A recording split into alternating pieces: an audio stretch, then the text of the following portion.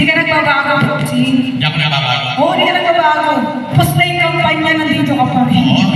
Alam mo, kumpanya, tatawagin sana kita eh. Oo, bakit? Gagawin kita sana ng singer.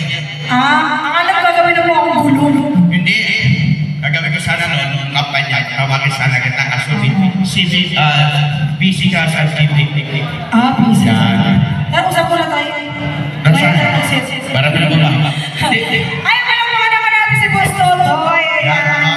Totoy mo lang po. Yan na ako kung may pang kanta tapos mas mag-iyak na rin eh.